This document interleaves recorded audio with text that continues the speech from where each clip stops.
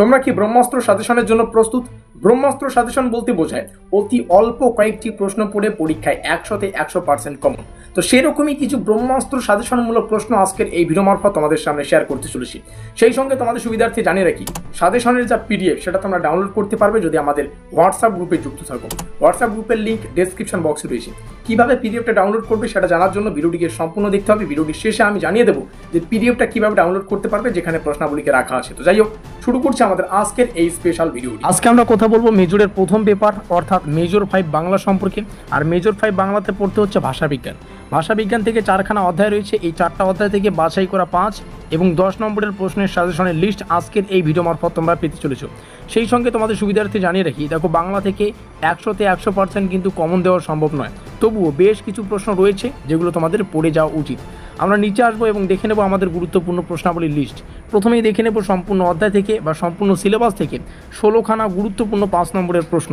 তো প্রথম অধ্যায় থেকে 4খানা প্রশ্ন পড়তে হবে এবং যারা মনে করছে এই 16টা প্রশ্ন তাদের দ্বারা পড়া সম্ভব নয়, প্রশ্ন সংখ্যা কম লাগবে তাদের, বা সাজেশন একটু লিমিটেড হওয়া প্রয়োজন, তো ভিডিওটির শেষে আমি এখান থেকেও কিছু কম সংখ্যক প্রশ্ন তোমাদেরকে মার্কিং করে দেবো যেগুলো মোস্ট ইম্পর্টেন্ট। তো প্রথম অধ্যায় থেকে যে কয়েকটা প্রশ্ন পড়তে হচ্ছে: বৈদিক আর্য ভাষার বৈশিষ্ট্যসমূহ, প্রাকৃতিক ও ঐতিহাসিক কারণে আর্য ভাষার বিবর্তন, প্রাচীন ভারতীয় আর্য ভাষার শ্রেণীবিভাগ, বৈদিক ও উত্তর বৈদিক ভাষার প্রধান পার্থক্য।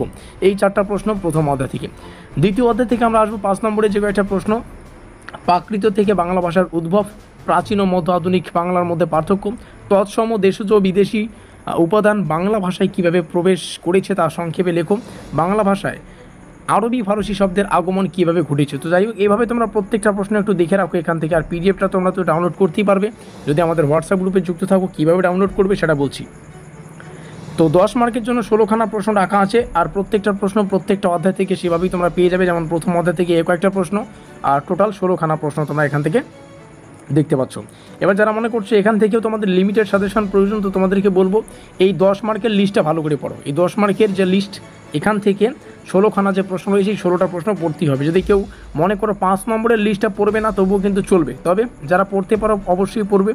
আমাদের 5 নম্বরের লিস্ট এবং 10 নম্বরের লিস্ট দুটো পড়াই কিন্তু বাধ্যতামূলক, তবে যাদের অসুবিধা হচ্ছে তারা শুধুমাত্র 10 মার্কের লিস্টটা পড়ে রাখবে, ঠিক আছে? সময় পেলে 5টাও পড়তে পারো, কিন্তু পড়াটা কিন্তু বাধ্যতামূলক। পিডিএফটা ডাউনলোড করতে পারবে যদি আমাদের হোয়াটসঅ্যাপ গ্রুপে থাকো। কিছু করতে হবে না, হোয়াটসঅ্যাপ গ্রুপে যুক্ত হয়ে নাও।